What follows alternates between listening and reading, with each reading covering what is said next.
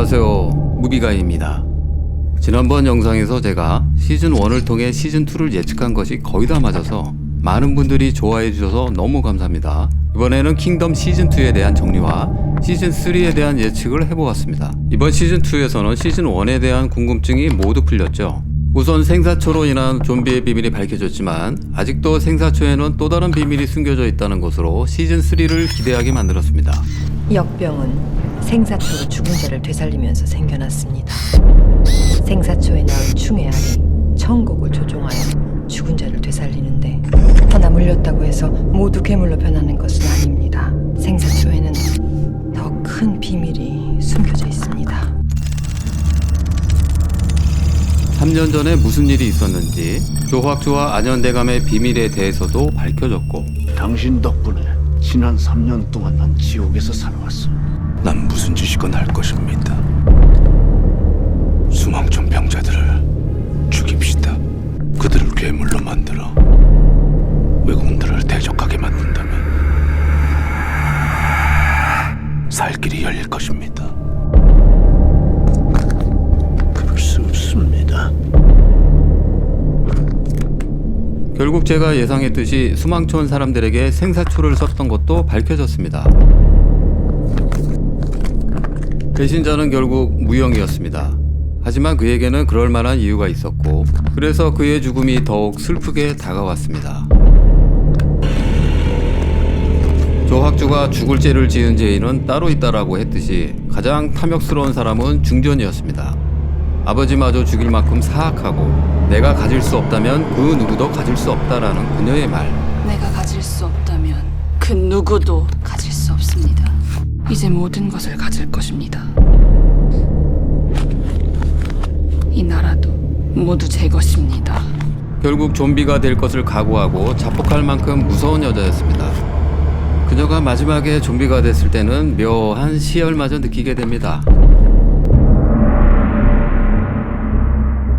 생사초에 나온 충의 알이 천국을 조종하여 죽은 자를 되살리는데 산 사람의 피와 살만을 탐하게 됩니다. 열을 가하자 더욱 폭주하며 전염이 시작됐습니다. 서비가 연구한 바에 의하면 열을 가하면 더욱 폭주하기 시작했다고 했습니다. 좀 과학적으로 접근해 볼까요? 생사초로 죽은 사람을 살려내는 방법은 보시는 것처럼 생사초를 먼저 액체 상태로 만든 다음 죽은 사람의 입에 넣거나 침에 묻혀 투약하는 것을 알 수 있습니다. 1차 감염자는 알이 부화해서 기생충이 만들어지는 것이 아니라 죽은 사람의 몸속에서 바이러스 형태로 존재한다고 봐야겠죠. 죽은 사람의 몸속에서 2시간 정도 지나면서 이 바이러스가 빠르게 성장하여 기생충이 되고 사람의 뇌 속까지 침투하면 죽은 사람이 좀비로 변하게 되고 이후에 온도에 따라 활동한다고 봐야 합니다. 그러나 이 바이러스는 열이 가해지면 유전자 변이가 일어나 숙주인 사람의 피를 만나게 되면서 변종 바이러스가 만들어지게 된다고 생각이 됩니다. 유전자 변이로 인한 진화한 이 변종 바이러스는 1차보다 엄청난 속도의 세포 분열로 기생충이 되고 사람의 뇌를 지배하면서 좀비로 변하게 만드는 것이죠. 서비의 말처럼 좀비들이 사람의 피를 갈구한다는 것은 바이러스가 사람의 피와 반응하여 성장할 수 있기 때문에 사람들을 물어뜯어 피를 내서 그 속에 바이러스를 침투시킨다고 봐야 합니다. 여기서 이 좀비 바이러스가 과거 에일리언의 기원을 다룬 영화 프로메테우스에서 보여준 바이러스와 많이 닮아 있는데요. 보시는 것처럼 데이빗이 에일리언 바이러스 한 방울을 술에 타서 사람에게 먹이자 그 바이러스는 사람의 몸에서 기생충처럼 진화한 뒤 사람의 뇌를 조종하고 좀비 같은 괴물로 변하게 하는 장면이 있었습니다. 지금 킹덤의 상황과 많이 닮아 있네요. 킹덤이 이 영화에서 모티브를 가져온 것이 아닌가 생각이 됩니다. 서비가 7년간 생사초에 대해서 연구한 결과를 정리한 책의 내용을 보니 오른쪽 페이지의 내용은 벌레의 알은 흰색을 띠고 생사초의 잎사귀 뒷면 좌우로 분포되어 있다라는 내용입니다. 왼쪽 페이지의 내용은 생사초의 알을 낳은 벌레에 대한 내용으로 구더기처럼 몸에 주름이 잡힌 형상을 하고 있으며 알에서 나온 어린 유충은 가늘고 긴 형상을 하고 있다. 죽은 사람을 살려내고 그 사람은 피와 이뇽을 탐하게 된다. 또한 감염된 시체를 먹은 사람은 괴이한 형태로 급하게 변하게 된다. 드라마에서 우리가 봐왔던 내용들이 서술되어 있네요. 사실 저 한자를 모두 풀이해보면 뭔가 더 있을 줄 알았는데 별다른 건 없었습니다. 시즌2 마지막 피날레를 장식한 전지현. 시즌3를 이어갈 중요한 인물로 그녀의 역할이 무척 궁금한데요. 2가지 가설로 예상해봤습니다. 첫 번째로 그녀는 분명 생사초와 관련이 있는 인물이 아닐까 생각됩니다. 즉 생사초를 이용해 사람들을 좀비로 만들고 조종하는 악역이 아닐까 생각이 되는데요. 활동 거점을 중국 북녘 땅에 두고 조선 각지에 생사초를 퍼뜨린 인물이죠.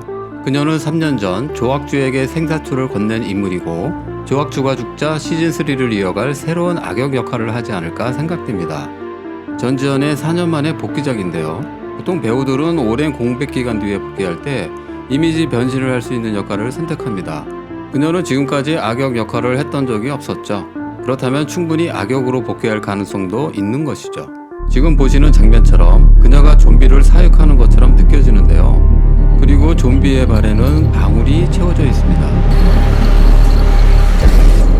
그리고 자세히 보시면 그녀의 허리에 방울을 차고 있습니다. 좀비에게 방울을 채운 것은 그녀라고 봐야죠.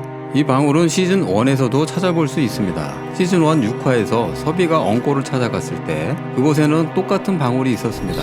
좀비가 지나갈 때 방울이 채워져 있었고요. 저것은 무엇이냐? 좀비가 사육된 흔적들도 있었습니다. 시즌2 마지막에도 같은 쇠사슬과 좀비를 사육하고 있는 모습들이 보입니다. 이 근방의 괴물들은 저들 뿐입니다. 서비의 말처럼 엉골에 있던 좀비들은 생사초로 만들어진 좀비라고 봐야 합니다. 시즌 1, 2를 통해 생사초가 재배되었거나 좀비가 만들어진 장소들이 상당히 비슷한 걸 알 수 있습니다. 전지현이 등장한 장소 또한 바로 그런 장소입니다. 생사초를 사용해 죽은 이를 살려내는 방법도 정확히 알고 있었습니다. 그 풀을 판 이가 그리 일러주었다 합니다. 이러한 정황들로 전지현은 직접 좀비를 만들었거나 조선의 생사초와 좀비를 퍼뜨린 인물이 아닐까 생각됩니다. 두 번째 가설입니다. 악역을 하기엔 전지현이 너무 이쁩니다. 생사초에는 더 큰 비밀이 숨겨져 있다. 분명 시즌3에서 세계관의 확장이 불가피해 보이는데요. 시즌2에서 중요 악역들은 모두 죽었고 중전 마마도 다 죽은 겁니까? 왕자를 두고 이야기를 이어나간다는 것은 이제 식상한 스토리의 전개일 것입니다. 자, 그렇다면 헐리우드 좀비 영화에서 봤던 것처럼 좀비를 상대로 싸우는 여전사의 출연이 더욱 기대감이 있지 않을까 생각이 됩니다. 보시는 것처럼 전지현의 의상이나 등 뒤에 차고 있는 칼이나 방패, 헤어스타일 등을 봤을 때 시대 배경상 여진족 계열의 국방민족이 아닐까 생각이 됩니다. 그렇다면 시즌3에서 조학주를 닮은 유승용의 출연도 가능하지 않을까요? 저는 개인적으로 두 번째 가설에 무게를 싣고 싶습니다. 시즌3에서 전지현이 맡은 아신이라는 캐릭터는 세자 이창을 도와 북쪽 어딘가에 있을 생사초의 근원지를 찾아 생사초의 또 다른 비밀을 쫓는 여전사의 역할이 더 매력적이지 않을까 생각이 됩니다. 어린 노문자를 왕으로 만들어 주십시오. 그것이 왕가의 피를 이은 내가 마지막으로 할 수 있는 일이다. 시즌2에서 세자 이창은 왕의 자리를 무영의 아들에게 물려주고 멋지게 퇴장했습니다. 이는 곧 시즌3의 세계관의 확장을 염두에 둔 마무리라 생각이 됩니다. 시즌 1, 2를 통해 배고픈 민생을 먼저 생각하는 왕의 모습을 그렸다면 이제는 조선을 벗어나 북쪽 벌판 압록강과 백두산 일대에서 북방민족과 생사초의 비밀을 두고 싸우는 이야기의 전개와 한양 궁궐 내에서 벌어지는 이야기가 동시에 펼쳐질 거라 예상이 됩니다. 분명 원자의 몸속에는 좀비 유충이 살아 있었으며 시즌2 마지막에 원자의 머릿속으로 이동하는 걸 알 수 있습니다. 그렇다면 몸에서 다 빠져나간 줄 알았던 좀비 바이러스가 원자와 함께 7년 동안 원자의 몸에서 새로운 형태로 진화했다고 볼 수 있겠습니다. 그렇지 않고야 어떻게 7년 동안 살아있을 수 있겠습니까? 분명 촌충은 물에 들어가면 몸에서 빠져나왔습니다. 원자는 7년 동안 목욕 한 번 씻지도 않았다는 설정은 있을 수 없죠. 그렇다면 시즌3에서 원자의 몸속에서 새롭게 진화한 3세대 좀비의 출현도 가능하다고 보여집니다. 물에 들어가도 죽지 않는 새로운 좀비의 탄생이 있을 수 있다는 것이죠. 새롭게 등장한 이 사람, 문수 역할의 안재홍. 분명 문수는 생사초에 대해서 잘 알고 있는 인물이 확실해 보이는데요. 그가 원자에게 촌층을 집어넣었다? 이것 또한 신빙성이 없죠. 분명 생사초에 묻은 벌레의 알은 죽은 사람에게 썼었고 2차 감염자에게 물려야지만 감염이 됐었습니다. 그렇기 때문에 문수가 원자에게 생사초를 쓴 것 같지는 않습니다. 그는 3년 전 조학주에게 생사초를 알려준 인물이거나 전지현과 연결된 인물 혹은 북방 어딘가에 있을 생사초와 관련된 비밀 조직의 일원이 아닐까 생각이 됩니다. 3세대 좀비의 탄생을 관찰하고 그것을 이용할 방법을 연구하고 있는 인물이지 않을까요? 그래서 그는 조선을 위협하는 새로운 인물일 가능성이 큽니다. 그리고 무영의 아내는 궁녀가 되었고 본인의 친자식인 원자를 가까이 지켜보면서 결국 좀비가 된 원자를 지키려다 결국 죽고 마는 슬픈 이야기가 나오지 않을까 예상됩니다. 노성군의 후손이 살아있다. 당수 왕족의 피를 속일 수는 없나 봅니다. 시즌2 후반에 좀 뜬금없이 등장한 이 캐릭터, 왕선의 후손 원유 역할의 조한철, 세자 이창의 먼 친척을 갑자기 등장시킨 것은 왜일까요? 모두 죽었다 적거라. 이창은 떠나면서 자신을 죽은 걸로 처리해달라고 했습니다. 그가 떠난 후 다시 조선에는 위기가 올 것이고 조선을 구하러 이창이 다시 돌아왔을 때 진짜 왕선의 핏줄을 이어받은 존재가 이창이다라는 것을 확인시켜줄 누군가가 필요하다는 설정에서 만들어진 캐릭터로 보여집니다. 이는 즉 시즌3에서 조선의 위기가 다시 찾아올 것이라는 스토리가 예측됩니다.